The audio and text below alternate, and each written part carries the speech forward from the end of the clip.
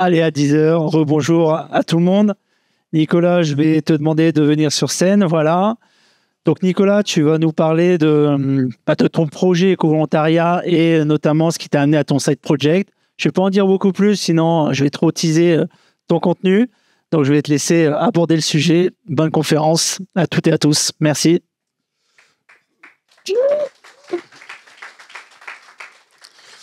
Merci. Bonjour à tous. Merci d'être venus aujourd'hui. Donc effectivement, moi je vais vous spoiler un peu, hein, c'est dans le titre de toute façon. Je vais vous parler comment, avec mon side project, j'ai fini en Australie pour faire la promotion de mon projet. Et je ne sais pas si vous avez lu un petit peu, mais je garde le qui a fait un film pour la fin. Oui, bonjour, je m'appelle donc Nicolas Guillot. Je suis freelance en développement d'applications mobiles. Et voilà pour ma présentation. Alors, tout a commencé par une mission d'éco-volontariat avec une association qui s'appelle Planète Urgence. Donc, c'est une association qui est à Paris, qui est une ONG de solidarité internationale et qui permet aux salariés de partir sur leur temps de travail pour aider des ONG partout dans le monde. Et il y a quelques années, quand j'ai commencé, c'était des sujets un peu plus variés sur la biodiversité et des choses liées à l'humain, mais sans qu'il y ait d'urgence. Donc, c'était pas de l'humanitaire, mais c'était pour aller aider des associations qui aidaient des gens sur place. Maintenant, c'est beaucoup plus axé sur la protection des forêts et des humains qui vivent autour des forêts. Donc, c'est surtout au niveau géographique des pays autour de l'équateur. Donc, il y a 5, ça va pour le son, je parle pas trop près de mon micro. Ok, ça marche. Donc, il y a 5 façons de partir en une espèce de congé solidaire avec Planète Urgence. Le premier, c'est le service civique. Alors, je ne sais pas si ça va exister très longtemps, mais en tout cas, pour le moment, il y a toujours le service civique avec Planète Urgence. Le deuxième, c'est le volontariat de solidarité internationale. Donc là, c'est de 6 mois à 1 an. On peut partir pour aider une ONG grâce à la Planète Urgence. Ensuite, bonjour, allez-y. Ensuite, il y a l'e-volontariat. Donc, c'est comme le congé solidaire et la mission solidaire, sauf que ça a été créé en fait avec le Covid, parce que comme on ne pouvait plus voyager, l'objectif, c'était quand même de pouvoir aider des associations. Donc, il y a eu le e-volontariat. C'était plus long. On pouvait passer 4 semaines, voire plus, parce que c'était des petits bouts toutes les semaines. C'était des petites heures toutes les semaines. Et puis, enfin, il y a le congé solidaire et la mission solidaire. Donc, c'est la même chose, les deux. Sauf que le congé solidaire, c'est votre entreprise qui signe un partenariat avec Planète Urgence et qui finance votre congé solidaire. Et la mission solidaire, c'est vous. En fait, c'est quand vous avez été piqué par le virus du congé solidaire et que vous voulez en faire d'autres, mais que votre entreprise, elle veut plus vous financer, enfin, en tout cas, elle vous finançait une fois et pas plus, vous pouvez partir par vous-même. Et du coup, ça s'appelle une mission solidaire. Et donc, l'idée, c'est vous partez pendant 15 jours, aider une association qui a un projet en lien avec la biodiversité. J'ai plus...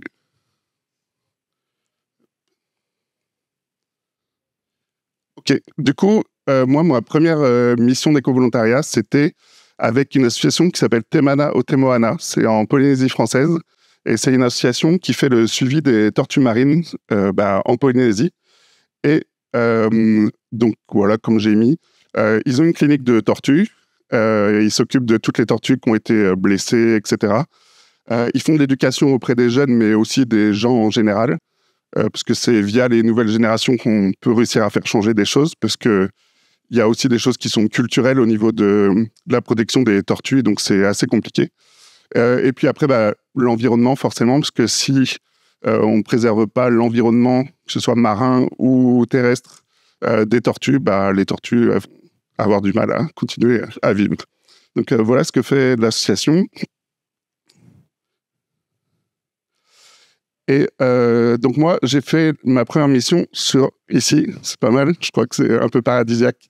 Et c'est vraiment là que j'étais et je dormais par là, je crois. Donc c'est l'atoll de Tetiaroa qui est au nord de Tahiti, à peu près 3-4 heures en bateau de Tahiti. Donc c'est vraiment perdu en plein Pacifique. Il n'y a absolument rien à des kilomètres et des kilomètres à la ronde. Par contre, il y a énormément de tortues qui viennent pondre partout autour de cette île-là. Et en fait, à l'époque, il y avait un hôtel qui a racheté cette île-là. Non, celle-ci. Parce que là, c'est une piste pour un aéroport. Et en fait, il y a un hôtel qui a racheté cette partie-là et qui voulait faire un hôtel classique, comme on voit en Polynésie, qui casse tout le corail parce qu'il y a des maisons sur pilotis, qui abîme tout, qui bétonne cette plage-là pour mettre des panneaux solaires, etc. Et donc, l'association qui était déjà sur place a eu pour mission de prouver qu'il y avait bien des tortues, sauf que c'est bien de dire qu'il y a des tortues, mais en fait, c'était de dire, de quantifier, de faire des rapports. Donc, en fait, pendant 5 ans, toutes les 2 semaines, il y a eu des gens comme moi, des bénévoles, qui sont allés pour faire le suivi des tortues de jour et de nuit sur cet atoll. Et donc, à quoi ça ressemblait? J'ai mis quelques photos pendant mon congé solidaire. Donc, la journée, on se promenait sur les plages et l'objectif, c'était de relever les traces des tortues marines qui étaient montées pour pondre pendant la nuit. Parce que nous, la nuit, pendant de 6h du soir à 6h du matin, on essayait de faire des allers-retours sur une plage pour voir des tortues qui montaient pour pondre. Donc en fait, on ne pouvait pas être sur tout l'atoll. Parce qu'il faut savoir qu'entre deux petites îles, qui s'appellent des motus, 2 petites îles, il y a par exemple d'ici à ici, il y a 2h30 de canoë. Donc on ne pouvait pas être partout en même temps, on a juste fait des petits allers-retours sur cette plage. Donc l'objectif, c'était de voir des tortues pour venir pondre. Et dès qu'elles étaient en train de pondre, c'était de récupérer toutes les informations scientifiques possibles sur la tortue. Donc le nombre d'œufs, de l'ADN, de les baguer, de les prendre en photo, plein de choses au niveau scientifique. Et ça a une importance pour la suite. Tout ça sur des papiers crayons, en vous disant qu'après je rentrais en canoë. Peut-être pas une bonne idée. Voilà, donc papier crayon et plein de relevés scientifiques sur les coordonnées GPS, des heures, des dates, des nombres de quelque chose, plein de choses à noter, voilà. Et puis des photos à prendre qui n'étaient pas forcément correctement sauvegardées, etc. Et du coup, quand je suis rentré chez moi, en France métropolitaine, je me suis demandé, parce que ça faisait longtemps que j'étais développeur, comment moi, en tant que dev, je pouvais aider l'asso, parce que vraiment, ça avait changé ma vie d'aller là-bas. Et je me disais, mais avec tout ce qu'on fait, je pourrais quand même réussir à les aider à faire quelque chose. Et puis, aussi, c'est là qu'il y a quelqu'un dans la salle qui intervient. Moi, j'ai continué à faire mon boulot de dev classique, on va dire. Et un jour, j'ai eu envie de passer un diplôme, parce que j'en avais pas, en fait, dans le développement. Je faisais de l'électronique, mais j'avais pas de diplôme dans le dev, j'avais jamais appris. Donc, je suis parti pour passer un diplôme. Et là, j'ai rencontré Cédric, du coup, je peux le nommer, il est là. Et Cédric, en fait, m'a donné envie de faire du dev Android natif. Et en fait, il m'a dit, si tu as vraiment envie d'apprendre ça, il faut trouver un petit projet. Et puis, c'est le mieux pour réussir à développer ses compétences. Et en fait, j'étais pas du tout parti pour faire du mobile. Et en fait, je me suis dit, mais en fait, l'idée que j'ai eue de les aider par une appli desktop ou autre chose que je faisais avant, je peux faire une appli mobile pour faire le suivi des tortues marines.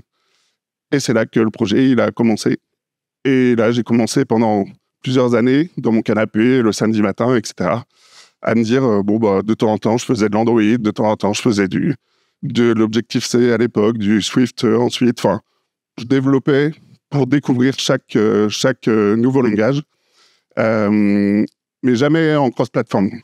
Le but, moi, c'était juste d'apprendre des nouveautés, voir ce que ça donnait sur le mobile, mais pas du tout pour faire de la production et pas du tout dans l'idée de dire faut que ça marche, faut que ce soit sur le store, etc. J'en avais même pas parlé à l'association. Donc l'asso, ils n'étaient pas au courant de ce que j'étais en train de faire.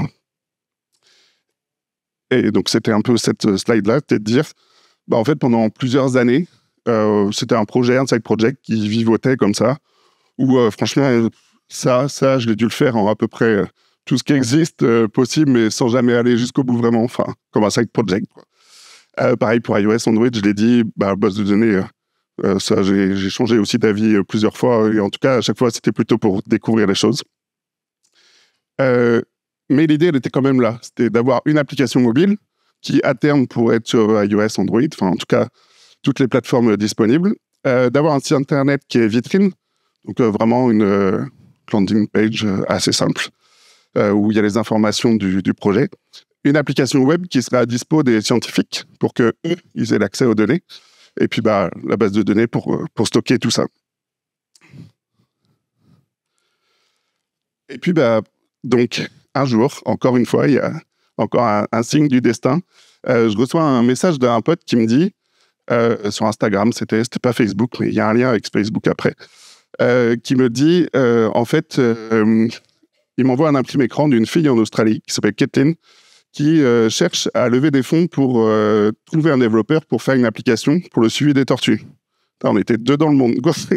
Donc du coup, elle cherchait un développeur et elle avait une petite idée, c'était d'ajouter un modèle de reconnaissance pour reconnaître les espèces de tortues. Donc moi, je venais avec une application qui permettait de faire le suivi, essayer de faire ce que faisaient les scientifiques, mais sur un téléphone. Et elle, et je vais le détailler tout à l'heure, et elle venait avec cette petite idée-là. Et en fait, moi, je me suis dit, il y a zéro concurrence, je vais la contacter. En fait, je suis dev, j'avais un projet, je vais essayer de me motiver et de lui montrer que ça fonctionne. Donc, je lui envoie un message sur Facebook, sur Messenger. Et du coup, on discute pendant quelques mois.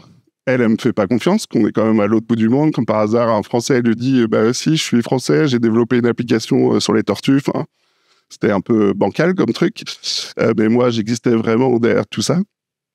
Et en fait, au bout d'un moment, moi, quoi de mieux pour lui prouver que j'existe vraiment et que c'est pas quelqu'un qui essaye de lui raconter n'importe quoi, c'est de prouver que l'application existe. Du coup, je regarde du côté des... Là, j'avais un impératif de production, on va dire. Il fallait que ce soit en ligne rapidement. Du coup, j'ai regardé du côté des frameworks cross-platform, ou bibliothèques pour React Native. Et en fait, vraiment, c'est plus la communauté qui m'a fait aller vers Flutter et la communauté aussi nantaise. Et donc, c'est pas une histoire de techno, c'est juste une histoire de communauté où j'ai plus senti certaines personnes et que je suis allé vers ça. Et je me suis dit, là, il me reste... faudrait que le plus rapidement possible, d'ici 2 mois, l'application elle soit en ligne. Donc, j'ai fait l'appli en Flutter. Et 2 mois après, je suis revenu vers elle en lui disant, voilà à quoi elle ressemble. Elle était sur le store, tout était dispo quasiment. Et elle m'a dit, ah non, mais en fait, c'est quelqu'un de vrai qui me parle. Et en gros, vas-y, on essaye de faire quelque chose ensemble et on s'associe. Donc, on s'est associés à distance, on va dire. Et c'est comme ça qu'après, du coup, mes présentations que je commençais à faire à des associations ou à des futurs partenaires ou des financeurs, au lieu de la faire moi tout seul, je me suis mis à faire cette présentation-là, où du coup, on a un side project qui commence à devenir plus un side project, qui commence à être concret, avec donc Caitlin qui est australienne et moi qui suis en France.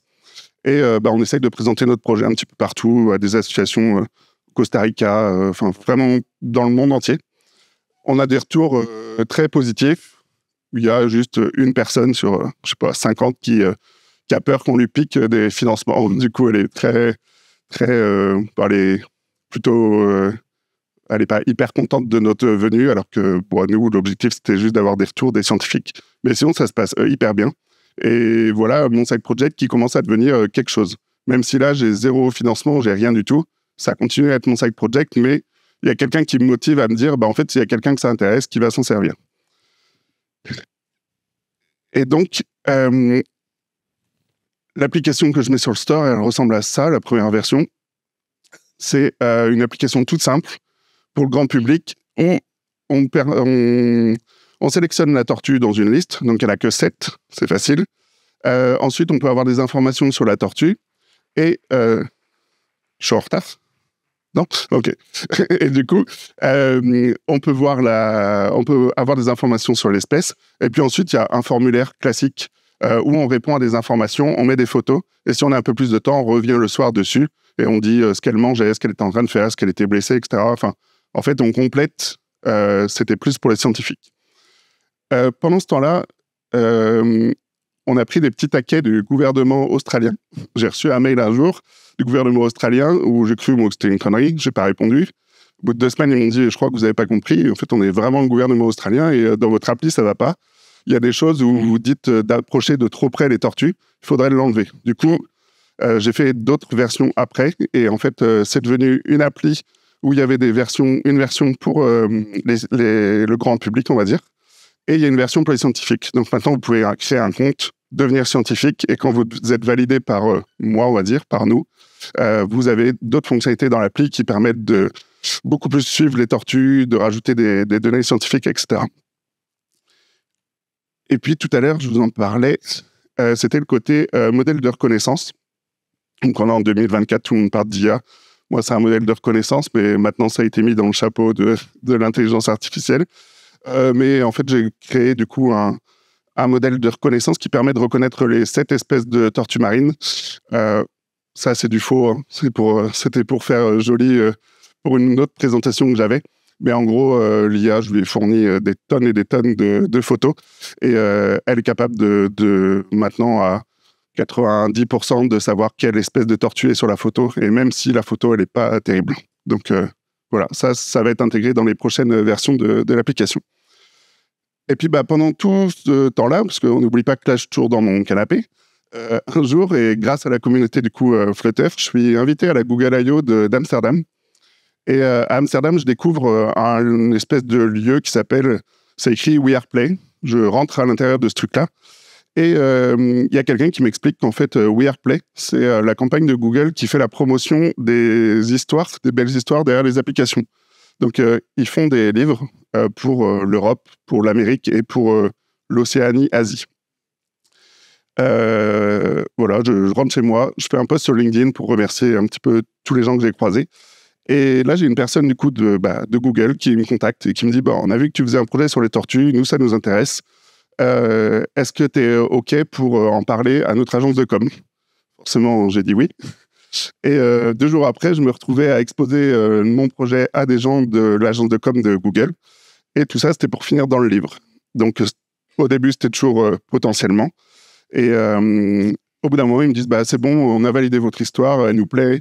Enfin, tout ce que je viens de vous raconter, et un petit peu plus, ça nous plaît, on veut en parler, on veut que vous soyez dans le prochain livre. Donc là, on m'annonce qu'en gros, je serai dans le prochain livre de la campagne de cette année We Are Play. Donc, trop bien. Et voilà, moi, déjà, j'étais trop content. Un side project qui est remarqué par Google et qui finit dans un livre, trop bien. Et quelques semaines après, je reçois un mail du directeur marketing de Google à San Francisco. Pareil, je n'y croyais pas non plus. Qui me dit « Ah, on a entendu parler du projet via les gens de l'agence de com. On fait ce genre de film. » Et là, il m'envoie un lien YouTube vers une chaîne We Are Play de Google. Et il dit « On voudrait faire la même chose pour ton projet. » Bon, j'ai dit oui tout de suite. Il m'a demandé, j'ai dit oui instantanément. Et en fait, après plusieurs semaines, voire mois, où parfois j'avais dit à tout le monde, je pense que tout le monde autour de moi, tous mes potes, bon, j'avais pas le droit de le dire, mais tous mes potes savaient que j'allais faire un film avec Google. J'avais 0 nouvelle. Je me suis dit, là, c'est mort, je me suis peut-être emballé. Mon projet, voilà, peut-être que ça les intéresse pas, etc. Et donc, en fait, non, ceux qui avaient autre chose à faire que de s'occuper de mon projet à moi et de me tenir au courant. Et en fait, au dernier moment, quasiment, je crois, 3 semaines avant de partir en Australie, ils sont revenus vers moi en me disant, c'est bon, on fait le film et on t'invite en Australie pour rencontrer Kathleen pour la première fois, parce que du coup, on s'était jamais vu en vrai. Et on fait un film de promotion sur votre appli. Et donc, du coup, je me retrouve au mois de novembre, ça devait être au mois de janvier, et 3 semaines avant, c'est fini au mois de novembre. Je me retrouve au mois de novembre pour une semaine de tournage où on a filmé entre Perth et Exmouth dans le nord de l'Australie pour aller voir les tortues. Donc là, je vous montre quelques images de ce qui s'est passé derrière la caméra. Mais je me retrouve du coup à rencontrer Kathleen. Donc vous allez voir, après, je vais vous mettre un lien vers la vidéo YouTube de ce projet-là. Mais la rencontre que vous allez voir qui est gênante, c'est notre vraie première rencontre. On ne s'était jamais vu avant, parce que pendant 3-4 jours, ils n'ont pas voulu qu'on se voit, alors que moi, j'étais sur place. Et voilà, on a fait... il y avait une vraie équipe de tournage, enfin, truc de fou, et une vidéo qui est trop belle, avec des images trop bien. Et moi, ce que je voulais vous dire, surtout derrière le coup d'avoir fait un side project, c'est que derrière, en fait... allez jusqu'au bout de votre side project parce que vous ne savez pas vers où ça peut vous emmener. Moi, après avoir fait le film, ça aide beaucoup quand même quand je dis que j'ai fait un film avec Google. En fait, j'ai eu énormément de choses qui sont arrivées, j'ai appris énormément de choses. Je suis sorti juste de mon dev. Je me suis retrouvé à faire de la propriété intellectuelle pour ce que j'avais imaginé au niveau de certaines fonctions qui doivent être protégées, au niveau de ma marque. J'ai appris au niveau international pour les avocats, pour création d'une entreprise. J'ai une entreprise du coup en Australie, alors qu'à la base, vraiment, je faisais juste du dev Android dans ma chambre et c'est tout, quoi. J'ai été invité, par exemple, à Android Makers pour parler de ce projet-là, parce que du coup, c'est un sujet qui inspire un petit peu les gens. Et puis surtout, ça c'était ouf aussi, j'avais un stand à Vivatech, donc il y avait Elon Musk et il y avait moi, juste pour mon projet de tortue. Donc, et ouais, si ça, je peux en parler aussi. Je vais avoir une marque de bière australienne qui s'appellera We Spot Turtle, et où il nous reverse une partie de ce qu'il gagne, des bénéfices pour le projet.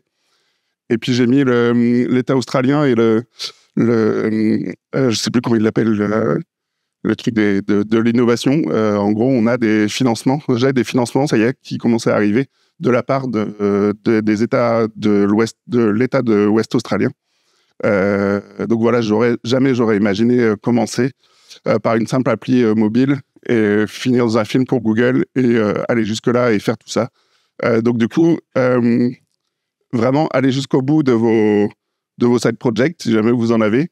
Ou en tout cas, ça peut aussi vous montrer que ça permet de développer énormément de compétences et que voilà, vous n'êtes pas à l'abri que ça fonctionne. Et si vous avez du temps et que vous y croyez, allez-y. Et ensuite, si jamais vous voulez aller voir les différentes choses, alors j'ai fait des slides séparés pour si jamais vous voulez scanner différents trucs, parce que je ne sais pas trop si vous allez réussir à bien zoomer dessus.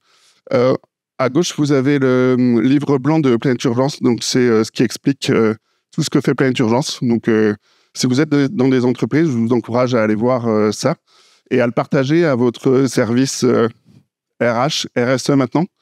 Ça peut être le même service, maintenant c'est détaché RSE, mais maintenant les entreprises, elles ont des engagements au niveau RSE à faire. Ça en fait partie. Ça aide justement à répondre à certaines choses. Donc, n'hésitez pas à leur partager ça. Les actions de Temana, si jamais ça vous intéresse, si vous allez en Polynésie, ils font des trucs trop bien sur les tortues et puis tout l'environnement autour des tortues. L'appli, en fait, en vrai, télécharger l'appli, ça m'aide pas forcément. Mais ça fait toujours plaisir d'avoir des téléchargements et puis surtout d'avoir peut-être des retours sur les bugs que vous pouvez trouver ou même des choses, moi, c'est plus axé à la sécurité des données. Et puis surtout, il y a la chaîne YouTube du fameux film dont je vous parle, qui est tout à droite. Donc, c'est la chaîne We Are Play de Google Play. Et si je vous mets juste celui-là, vous pouvez scanner juste ça. Voilà, je peux pas être trop mal. Bah, merci Nicolas, on est bien effectivement. Il nous reste 7 minutes.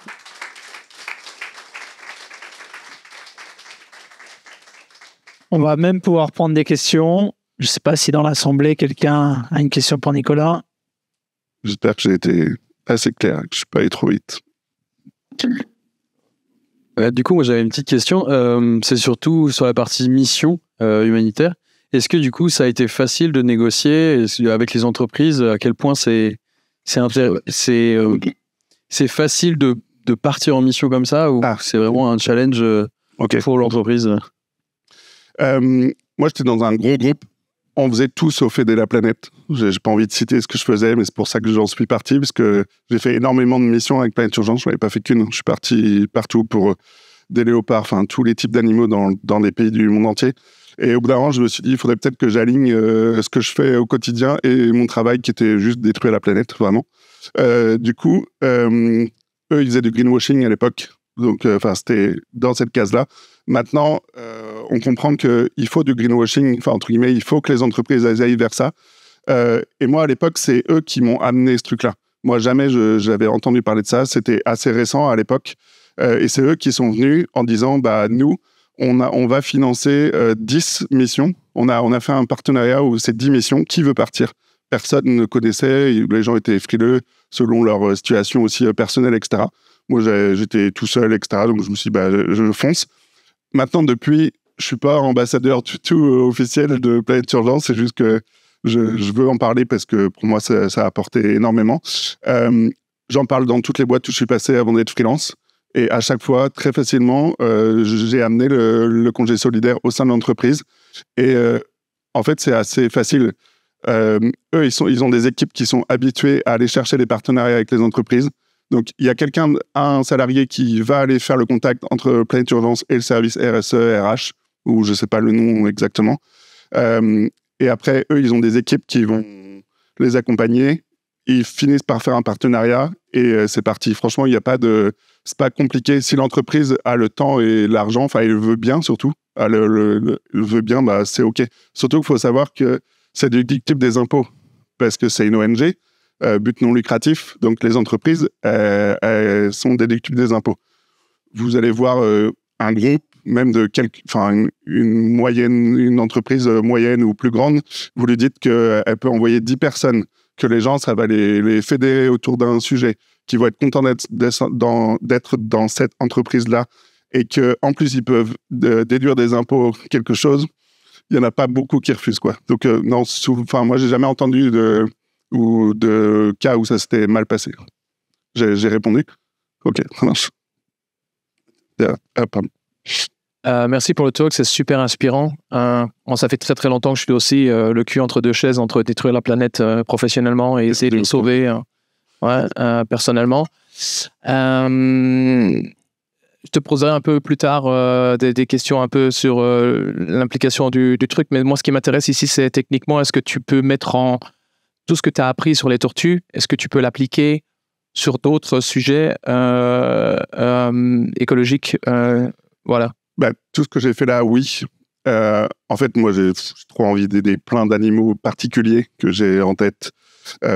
Koala, ça marche aussi. Il y a des reconnaissances faciales via le nez, etc. Donc, tout ce que j'ai fait là, ça pourrait s'appeler WeSpot Koalas, WeSpot, ce que vous voulez, ça marche. Le problème, c'est que c'est hyper dur de trouver des fonds et d'aller dans les communautés. C'est-à-dire qu'il existe déjà des applications qui sont très larges, genre iNaturalist, ça existe, ça fait ce job-là. Perso, je trouve ça, c'est dégueulasse. Les applis, elles sont moches parce qu'elles ont été faites dans le sens où c'est des gens qui sont venus pour avoir, faire des formulaires, mais c'est pas du tout ergonomique, c'est pas du tout dans le sens du grand public et de quelqu'un qui veut vraiment rendre ça facile.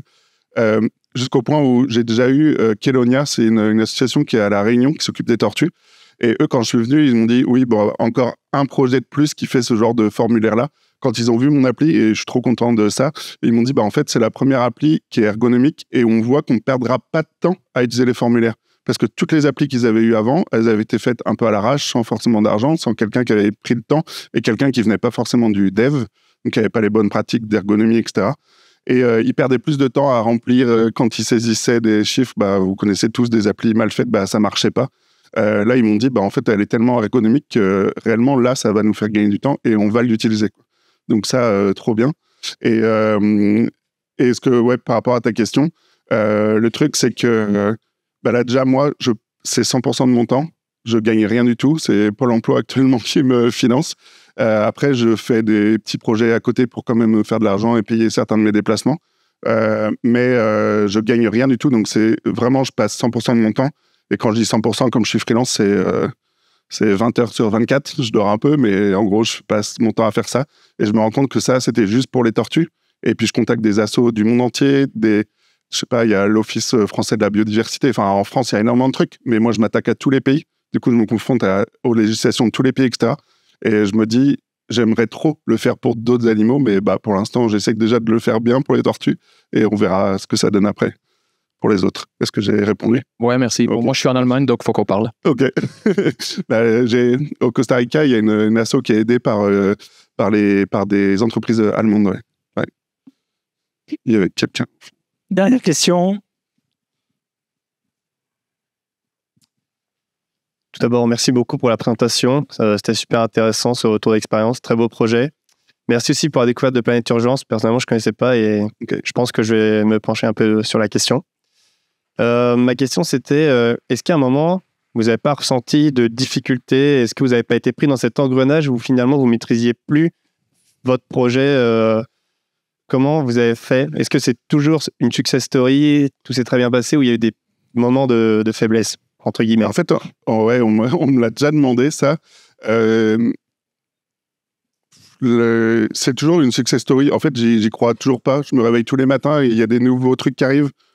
La bière, l'État australien qui me donne une subvention énorme. Je me dis, quand est-ce que ça va s'arrêter? Même le film, etc. Donc, non, j'ai jamais eu de problème. Les seuls problèmes que j'ai, c'est que... en fait, non, en vrai, j'ai pas eu de trucs négatifs pour le moment. Donc, trop cool. Je veux dire, c'est juste, je suis freelance, je suis tout seul, mais avec la communauté, j'ai l'impression de ne pas être tout seul. Et les seuls freins, ça va être ma connaissance. Et du coup, j'apprends tous les jours. Mais si je pense à un truc négatif, en fait, depuis 1 an et demi que j'ai commencé vraiment à relancer le projet, il n'y a rien. Tout se passe bien. Si on se revoit dans 6 mois, je te dirais, putain, en fait, c'est la merde. Je ne sais pas ce qui peut se passer à la suite. Mais en fait, aussi, je pense que c'est parce que c'est ma vision du projet. J'ai jamais pensé que ça allait faire quelque chose. Et j'ai jamais vu ça comme quelqu'un qui va lancer une entreprise pour lancer un business et se dire, faut absolument que ça marche. Et lui, il va sûrement se confronter à des trucs où il va se prendre des portes. Moi, en fait, toutes les portes qu'on m'ouvre, c'est trop bien, quoi. Je prends tout ce qu'on me donne et j'ai jamais rencontré de difficultés, quoi. Je sais pas si tu avais un cas précis, une idée, mais dans le dev, les problèmes, c'est juste ma non-connaissance. Donc, j'apprends au quotidien. Et après, tout le reste, un truc, c'est quand on est dev et qu'on ouvre une boîte en Australie, comment on fait pour ramener de l'argent d'un compte australien à un compte français? Je sais toujours pas. J'ai de l'argent en Australie, mais je sais pas comment la récupérer. Je sais pas comment le faire sans avoir des problèmes. Faudrait que je fasse de la politique, j'aurais pas de problème du coup. Mais c'est plus ça, c'est des freins qui sont autres que mon spectre classique, quoi. J'ai fait de la propriété intellectuelle, je suis allé voir des cabinets. Là, j'essaye de contacter des avocats internationaux pour comprendre comment ça marche. En gros, c'est des nouveautés qui arrivent, mais moi, je vois carrément pas ça comme des freins, je vois ça comme des portes qui s'ouvrent et d'aller essayer de faire des choses avec eux. Et peut-être que c'est trop jeune pour avoir eu des problèmes, vraiment. Mais les problèmes, je les ai dit, j'ai eu le gouvernement australien, j'ai le gouvernement français de Polynésie, parce que c'est pas le même en Polynésie, qui freinent parce que eux... en fait, c'est de l'administratif, quoi. Ils sont hyper arriérés, et, comme tout ce qui est fait en France, quoi, et ils comprennent pas certains trucs, quoi. Donc c'est hyper dur, faut aller dans le sens, quoi. Faut pas les confronter, faut leur faire croire qu'on les emmène avec nous sur le sujet, mais c'est comme n'importe quel projet, quoi. Et non, je vois pas de truc vraiment négatif, quoi. Voilà. Tant mieux, carrément. Ouais, merci. Merci beaucoup, Nicolas. Merci à vous.